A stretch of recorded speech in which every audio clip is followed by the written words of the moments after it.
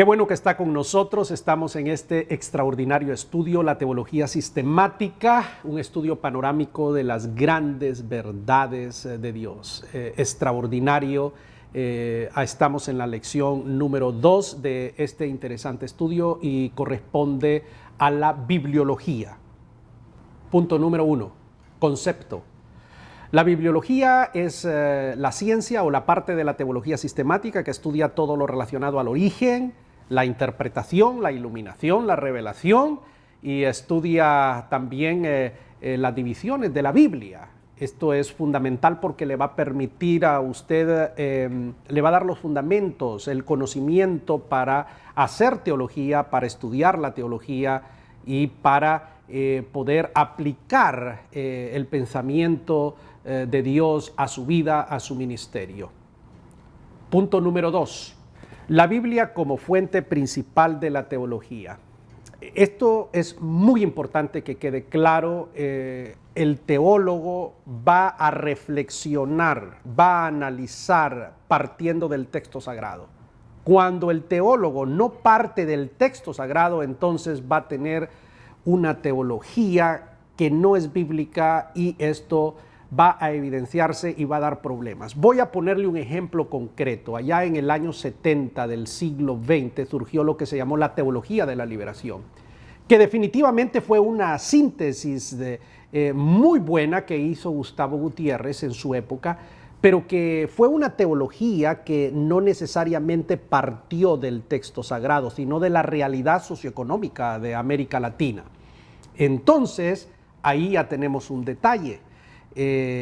Vamos a encontrar entonces conceptos, análisis y reflexiones que nos van a parecer un tanto extrañas. Lo correcto es que la reflexión teológica sea originada en el texto sagrado. El texto debe tener primacía. Ahora, es importante hablar de la realidad económica, sociopolítica, del continente o de cualquier otra situación o circunstancia, pero no debe ser el centro, debe ser algo que gire alrededor del centro, que debe ser el mensaje que encontramos en la Biblia. Esto es importante. Entonces, toda aquella teología que no gira alrededor del texto, que no le da primacía al texto, va a tener dificultades. Y mencioné esta teología en la que definitivamente él hace análisis extraordinarios, hizo que nosotros pusiésemos las barbas en remojo y nos dio una campanada muy buena, pero que falló en ese detalle. No partió del texto sagrado, sino de una realidad. Entonces, esto debe quedar suficientemente claro. Punto número 3. La contextualización de la Biblia. En la lección pasada hablé de la contextualización de la teología. Ahora, del mensaje bíblico. Voy a explicártelo. También mencioné esto en la lección pasada. Dios, por ejemplo, nos entrega a nosotros el mensaje del Nuevo Testamento envuelto en el ropaje greco-romano. Le voy a poner un ejemplo concreto. Cuando leemos la epístola a los Corintios, leemos aquellas historias de la comida sacrificada a los ídolos. Eso no le dice nada ni a usted ni a mí, porque en la sociedad en la que nosotros vivimos y en la cultura eso no tiene absolutamente nada que ver porque no es una práctica nuestra. En aquella época, la carne que se vendía en las carnicerías era una carne que antes de ser puesta a la venta se ofrecía a los dioses. Entonces, claro, llegaba un cristiano para comprar aquella carne para su consumo diario. Entonces, ahí había una situación. ¿Podía o debía un cristiano comprar carne que antes había sido dedicada a los demonios? Ahí hay todo un debate. Eso no tiene nada que ver con nosotros porque en la actualidad eso no se hace. Entonces, es una cuestión cultural. Otro de los temas culturales que encontramos ahí en Corintios es si la mujer debe usar velo o no debe usar velo. Esa es una cuestión propiamente de la cultura griega en la ciudad de Corinto. Entonces, no podemos tomar la Biblia y aplicar principios culturales del siglo I en el siglo XXI. No tiene sentido.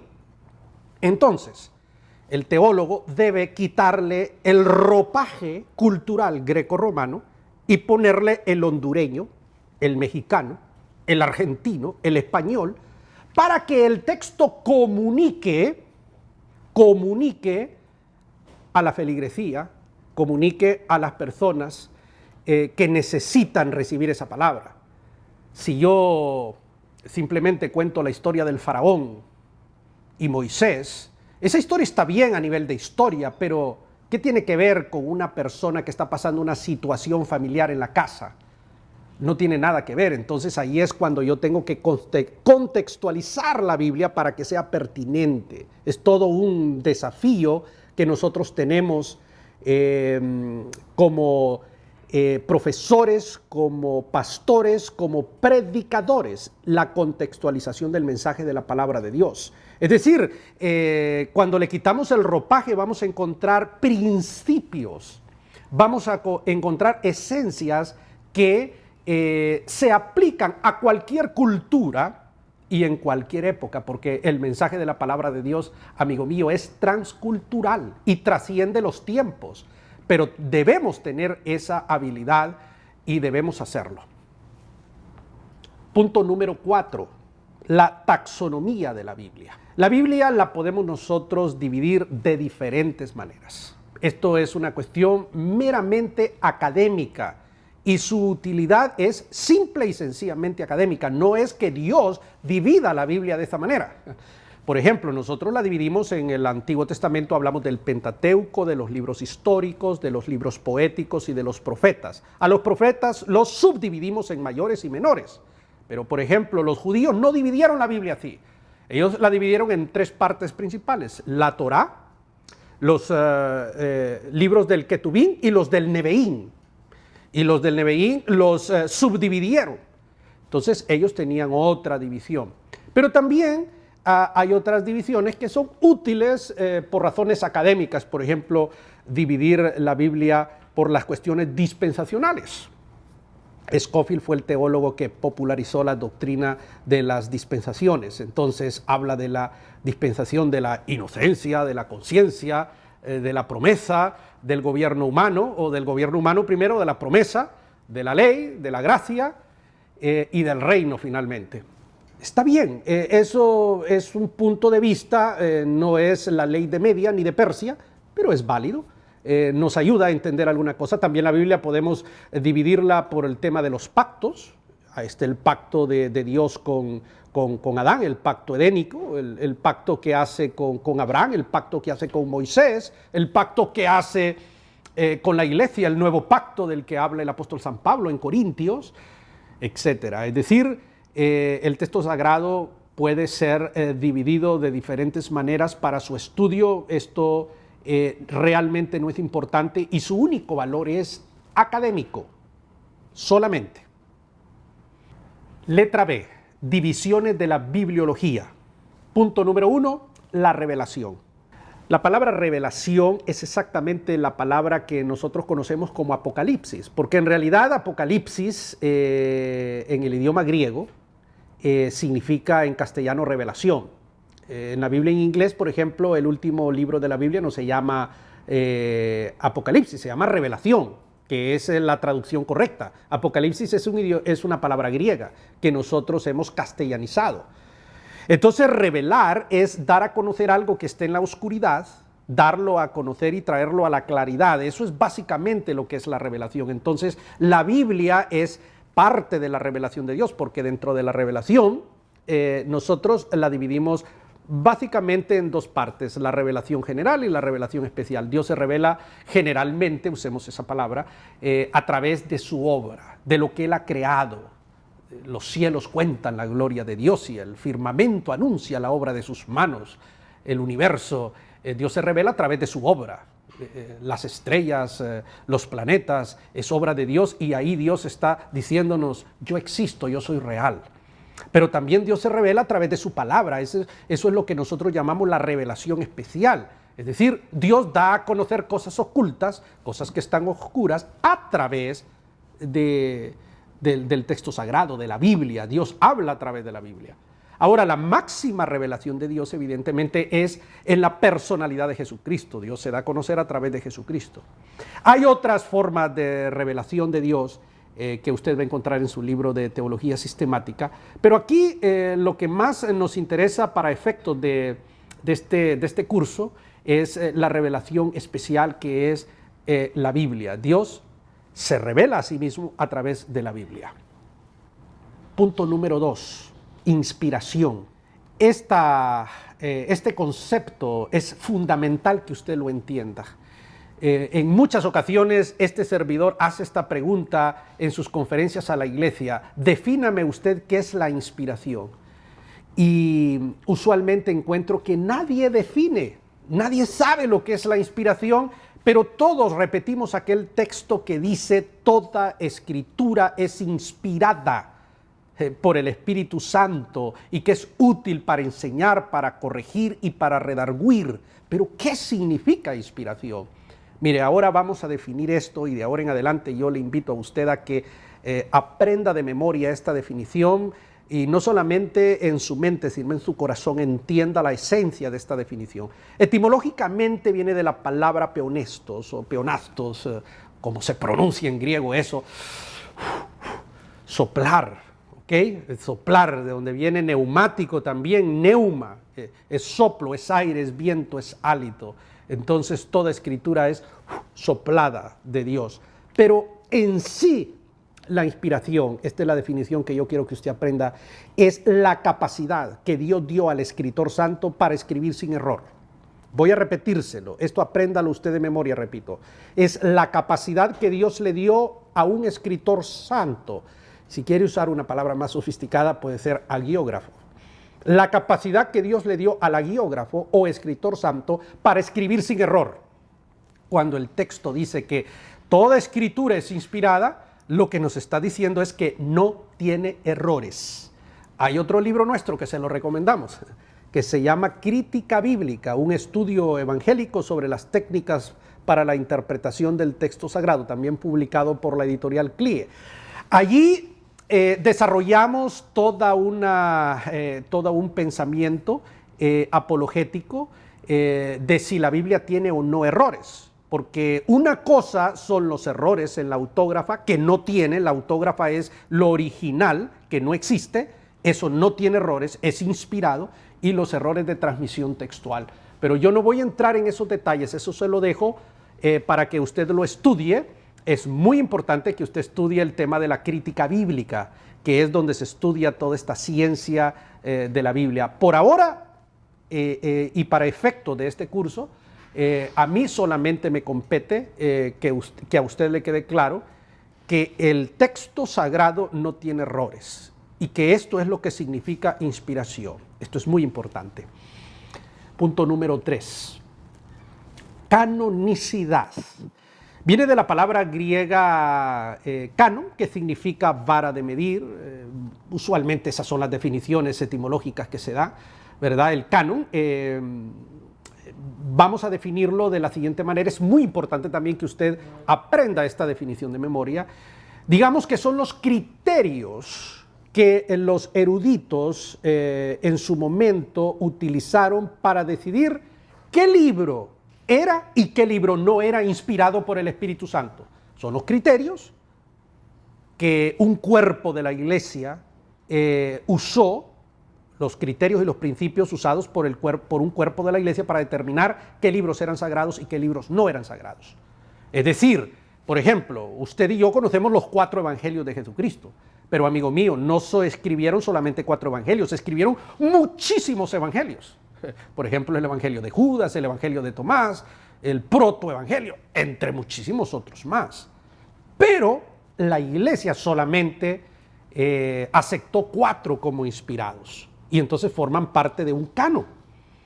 Esto es muy importante. Por eso, principalmente hay 2 canon. El canon que nosotros llamamos alejandrino y el canon judío. El canon alejandrino es aquel que agrega los libros apócrifos. Esto es muy interesante y se llama alejandrino porque surge con la versión de los 70, una historia muy interesante que usted puede leer tanto en la teología sistemática, también puede verlo en el libro de crítica bíblica, y como esta es una versión que se dio en Alejandría, entonces se le llama el canon alejandrino, que es el canon que incluye los libros apócrifos. El canon judío no incluye los libros apócrifos. Entonces, al no incluirlos, estamos hablando de otro canon que llamamos el canon judío. No voy a entrar en el tema de los libros apócrifos y demás, pero sí establecer que hay dos canon dentro del cristianismo. Por ejemplo, si usted lee en Macabeos, segunda de Macabeos, hay un texto que dice: señores, si me equivoco, no fue mi intención, discúlpenme. Un versículo muy interesante en segunda de Macabeos. Pero cuando leemos al apóstol San Pablo, jamás se disculpa por lo que escribe. Él dice: esta es palabra de Dios digna de ser recibida y tenida por todos vosotros.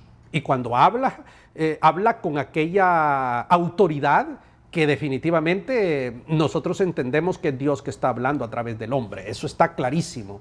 Los libros apócrifos hay que estudiarlos, son muy importantes, cuentan unas historias muy interesantes del pueblo judío, pero una cosa es que sean libros interesantes, que tengan un valor histórico, cultural, y otra cosa es que sean libros inspirados. Son dos cosas diferentes. Punto número 4. La autoridad. Punto número 4. La autoridad. Este tema es muy importante. ¿Qué significa la autoridad? La autoridad de la Biblia. Esto es extraordinario. Significa, oiga bien lo que le voy a decir, esto significa que la Biblia ata la conducta del ser humano. Es decir, que norma, que rige, que regula, que gobierna la conducta del ser humano. Voy a explicárselo o tratar de explicárselo de una manera más fácil. Que si la Biblia dice que tal cosa no se debe hacer, amigo mío, no se hace. Porque la Biblia tiene en sí misma autoridad, es autoritativa. Si la Biblia dice y manifiestas son las obras de la carne y menciona cada uno de esos hechos y de esas conductas y dice al final que eso no se hace, amigo mío, no hay que hacerlo. Y en sentido contrario, cuando el texto sagrado nos dice a nosotros que este es el ropaje del nuevo hombre y nos señala la conducta que debemos observar, entonces hay que hacerlo. ¿Por qué? Porque la Biblia tiene autoridad. Ningún otro libro sobre la faz de la tierra tiene autoridad. ¿Ok? Esto es muy importante que usted lo entienda. Puede ser un libro religioso, puede ser un libro filosófico, pero ningún libro tiene la autoridad como para que usted se pare en un púlpito, en un podio, en un escenario y diga: así dice, y por lo tanto así debemos actuar. La Biblia tiene autoridad. Entendamos esto, muy importante. Punto número 5. La iluminación. Esto es muy importante. La iluminación es el acto, es la acción del Espíritu Santo mediante el cual le da a usted el auxilio para que entienda el texto sagrado y las cosas espirituales. Esto es importantísimo, ¿verdad? A veces nosotros confundimos la iluminación con la inspiración. Por ejemplo, decimos: el Señor me inspiró. No vuelva a decir eso, porque según la definición que estudiamos, inspiración es escribir sin error, y Dios no inspira a nadie hoy. Porque si Dios inspirara, entonces tendríamos muchísimas Biblias y muchas palabras de Dios, y solo hay una. Dios lo que hace ahora es ilumina, que es diferente. Repito, es la acción del Espíritu Santo mediante la cual Dios da luz, aclara, ayuda al individuo a entender las cosas espirituales. La Biblia es una acción del Espíritu. Dios ilumina. Ilumina al teólogo para escribir teología, ilumina al pastor para predicar, ilumina al maestro para enseñar. Es una acción del Espíritu y es una acción que ejerce sobre aquellas personas que tienen una relación directa con Dios. Esto es muy importante que usted lo entienda. Incluso para grabar estas clases, yo necesito la iluminación del Espíritu Santo, una acción divina para poder explicar de la mejor manera posible estos temas tan importantes. Es la acción que necesita el pastor, el predicador, el maestro. Todos nosotros necesitamos ser iluminados para poder servir dentro del ministerio. Punto número 6, interpretación. amigo mío, la interpretación es fundamental. Hay cosas en la Biblia que no necesitan interpretación y otras sí. Veamos, me voy a dar a entender. Hay cosas que yo no necesito interpretar, como por ejemplo, soy un pecador, necesito arrepentirme. Cristo murió en la cruz en mi lugar, que si yo me arrepiento de mis pecados y le pido perdón al Señor Jesucristo, Él me perdona y me salva. Ese mensaje es tan sencillo, qué extraordinario cómo Dios lo dejó, que no necesita griego, no necesita hebreo, no necesita un doctor en teología que venga a hacer unas explicaciones y exégesis para que podamos entender un mensaje tan sencillo como que el hombre es pecador, somos culpables, hemos fallado, necesitamos ser liberados, pero que si yo me arrepiento, me arrodillo y le digo, Señor, perdóname, el Señor me perdona y me hace una criatura suya y su Espíritu Santo hace una obra extraordinaria en mí. Eso no necesita interpretación. Pero hay cosas en el texto sagrado donde yo sí necesito el hebreo, necesito el griego, necesito manejar cultura, historia, necesito manejar sociología, necesito manejar una serie de ciencias para lograr desentrañar algunas cosas que están allí en los libros proféticos, en los libros apocalípticos del texto sagrado, etc. Entonces, la interpretación es una ciencia. Es una ciencia, hay métodos de interpretación, hay toda una serie de técnicas para interpretar el texto sagrado y esto es el trabajo que hace el teólogo. Cuando escribimos un tratado de teología, entonces allí necesitamos la iluminación del Espíritu para poder interpretar algunas cosas, algunas verdades y poderlas presentar al público, a la feligresía de la iglesia. Ahora, yo debo de clarificar que las interpretaciones son humanas. Como lo dije al principio, la teología es humana y por lo tanto está sujeta a errores. Y yo puedo equivocarme en las interpretaciones. Sin embargo, yo puedo minimizar el margen de error si yo soy una persona que estoy interpretando usando todas las técnicas, estoy usando los idiomas originales, estoy siguiendo todo el procedimiento. Yo minimizo el margen de error en relación con una persona que no hace ningún elemento del proceso y simplemente dice esto es así. Evidentemente eso es un acto irresponsable. Yo para interpretar algo tengo que hacer mi trabajo para poder presentar una opinión que esté sustentada científicamente. Entonces, hay una ciencia que se llama la hermenéutica y dentro de la hermenéutica usted puede perfectamente bien aprender todo este teje y maneje de la interpretación del texto sagrado. Hay un libro que se lo voy a recomendar que escribiera el autor español José María Martínez, publicado en el año 1984 por la editorial CLIE, Hermenéutica Bíblica. Este sigue siendo el mejor libro de hermenéutica que se haya escrito hasta el momento. No conozco un libro que haya superado al libro de Martínez, lo recomiendo altamente si usted quiere profundizar en el tema de la interpretación bíblica. Punto número 7, vitalidad. Cuando hablo de vitalidad, estoy hablando de potencia, estoy hablando de ese poder que el texto sagrado tiene. Es decir, yo puedo leer una poesía, un trabajo literario de Pablo Neruda, o puedo leer un poema de Rubén Darío, o puedo leer una filosofía de Gilles Lipovetsky, y eso, pues, hombre, me puede emocionar, pero hasta allí no más. Pero cuando yo leo el texto sagrado, cuando yo leo la palabra de Dios, porque esta es palabra de Dios, entonces hay un poder intrínseco que si yo tengo esa sensibilidad espiritual me va a conmover las entrañas, me va a mover el tapete, porque yo leo la palabra de Dios, lo que sale de la boca de Dios. Eso hay un poder intrínseco, repito, allí. Y este es el tema de la vitalidad. Esto usted no lo va a encontrar en ninguna filosofía, obra literaria, en ninguna otro escrito humano. Esto es exclusivo del texto sagrado. Y dentro de la bibliología, el tema de la vitalidad es fundamental, porque cuando usted predica esta palabra, mire, amigo mío, esto tiene un poder impresionante. Puede hacer que multitudes de seres humanos cambien la dirección de su vida por la predicación de la palabra, porque la fe viene por el oír de la palabra de Dios, y esa palabra tiene ese poder ahí adentro, ese poder que puede transformar la mente, la vida de un ser humano, de su familia y de las generaciones futuras. Esa es la vitalidad de la Biblia. Punto número 8, la preservación.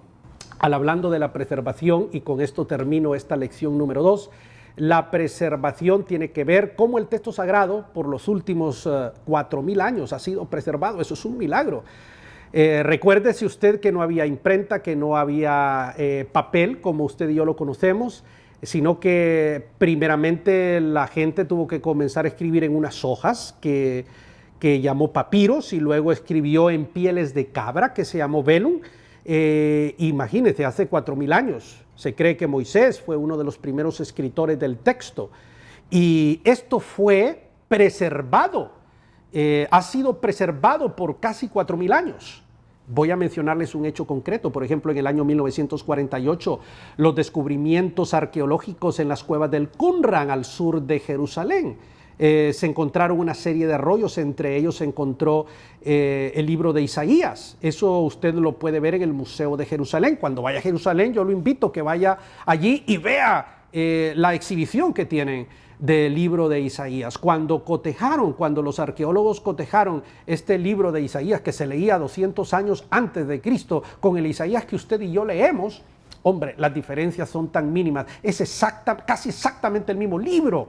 Y digo casi porque evidentemente hay algunas variaciones de lenguaje por el tema de las versiones, pero es el mismo libro. ¿Qué significa esto? Que Dios ha preservado su palabra. Este es un tema extraordinario y maravilloso de la bibliología, cómo Dios ha preservado la palabra por estos 4000 años. Ahora es fácil porque con los medios electrónicos aún todavía más, ya no hay ningún problema, pero en aquella época, amigo mío, si un papiro tenía un promedio de vida de 10 años, por ejemplo, y después las pieles de cabra duraban un poco más, imagínense las guerras, los avatares políticos y sociales de aquella época, cómo el texto se preservó. Es impresionante. Entonces, tómelo en cuenta, porque Dios milagrosamente y sobrenaturalmente ha preservado su palabra. La palabra de Dios ha estado allí escrita por cerca de 4000 años. Lo que se escribió hace 4000 años es lo que usted y yo leemos hoy. Esa es palabra de Dios. Qué bueno que ha estado con nosotros. Hemos terminado la lección número 2. Yo lo invito que se prepare, porque la lección número 3 promete también ser muy interesante. Muchísimas gracias.